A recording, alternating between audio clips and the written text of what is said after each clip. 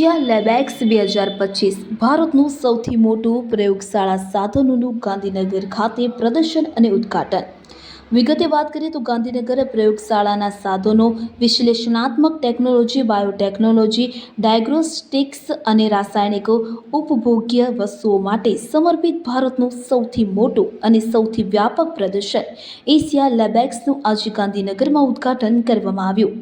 ફ્રેન્ઝા exhibitions દ્વારા આયોજિત 13 થી 15 નવેમ્બર દરમિયાન આયોજિત 3 દિવસીય કાર્યક્રમ હેલીપેડ એક્ઝિબિશન સેન્ટર ખાતે યોજાઈ રહ્યો છે અને તેમાં ભારત અને વિદેશના અગ્રણી વ્યવસાયિકો, સંશોધકો, નવીનતાઓ અને ટેકનોલોજી પ્રદાતાઓને એકઠા કરવામાં આવ્યા છે. ભવ્ય ઉદ્ઘાટન સમારોહમાં ગુજરાતના ફૂડ એન્ડ ડ્રગ્સ કંટ્રોલ એડમિનિસ્ટ્રેશનના ભૂતપૂર્વ કમિશનર ડોક્ટર એચ.જી. કોસિયા અને ઝાયડસ લાઈફ સાયન્સના મુખ્ય ગુણવત્તા પાલન અધિકારી વિપુલ દોશી મુખ્ય અતિથિઓ તરીકે ઉપસ્થિત રહ્યા હતા. આ પ્રસંગે આઈડીએમએના રાષ્ટ્રીય પ્રવક્તા ડોક્ટર વિરાજી શાહ, ઇન્ડિયન ફાર્માસ્યુટિકલ એલાયન્સના વરિષ્ઠ ટેકનિકલ સલાહકાર શિરીષ બેલાપુરે, ઝાયડસ રિસર્ચ સેન્ટરના પ્રમુખ ડોક્ટર મુકુલ જૈન, એમક્યુર ફાર્માસ્યુટિકલના પ્રમુખ ડોક્ટર દીપક ગોંડલિયા, એમનિલ ફાર્માસ્યુટિકલના પ્રમુખ સંદીપ રક્તતે, કેડિલા ફાર્માસ્યુટિકલ્સના પ્રમુખ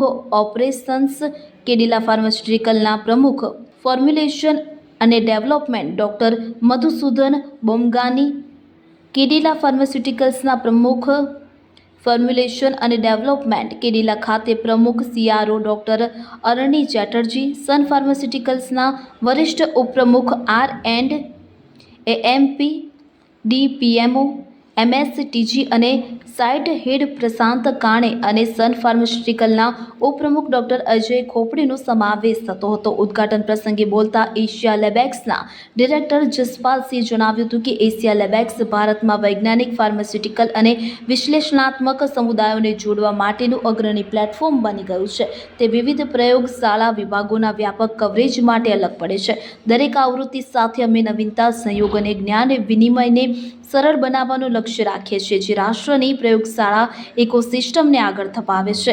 એશિયા લેબેક્સ 2025 વિશ્લેષણાત્મક સાધનો, ક્રોમેટોગ્રાફી સાથે જ જીવન વિજ્ઞાન, બાયોટેકનોલોજી, મોલેક્યુલર ડાયગ્નોસ્ટિક્સ પ્રયોગશાળા, ઉપભોક્તા વસ્તુઓ, ફર્નિચર, નેનો ટેકનોલોજી, પરીક્ષણ અને માપન તકનીકો અને શિક્ષણનું વ્યાપક પ્રદર્શન રજૂ કરે છે. ઇવેન્ટના પહેલા દિવસે ડિઝાઇન બાય ક્વોલિટી અને સસ્ટેનેબલ ક્વોલિટી કલ્ચરનો વિકાસ, જટિલ જેનેરિક્સ અને સાથે જ ક્લિનિકલ ટ્રાયલમાં ગુણવત્તા બાય ડિઝાઇન વિષય પર સમજદાર પેનલ ચર્ચાઓ પણ યોજાઈ હતી, જ્યાં પ્રખ્યાત નિષ્ણાતોએ નવીનતમ વિકાસ અને નિયમનકારી વલણો પર તેમના દૃષ્ટિકોણ શેર કર્યા હતા. ગુજરાત ફાર્માસ્યુટિકલ, પેટ્રોકેમિકલ્સ, CRO, રસાયણ અને કૃષિમાં ભારતનું નેતૃત્વ કરવાનું ચાલુ રાખે છે. છેલ્લા 2 દાયકામાં આ ક્ષેત્રોમાં રાષ્ટ્રીય ઉત્પાદનમાં 35 થી 44% યોગદાન આપે છે. અમદાવાદ, વડોદરા, સુરત, દહેજ, રાજકોટ, મહેસાણા, વાપી, વલસાડ, અંકલેશ્વર અને ભરૂચ જેવા શહેરો આ ક્ષેત્રોમાં નોંધપાત્ર યોગદાન આપે છે. ઉદ્યોગના નેતાઓ,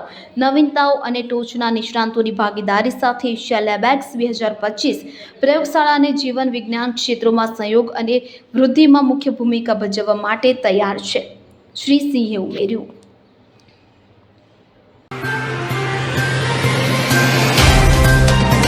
तो व्हाट्सएप, ट्विटर, फेसबुक, इंस्टा जहाँ भी आपका अकाउंट है, इसे शेयर बटन के द्वारा वहाँ पर शेयर करें.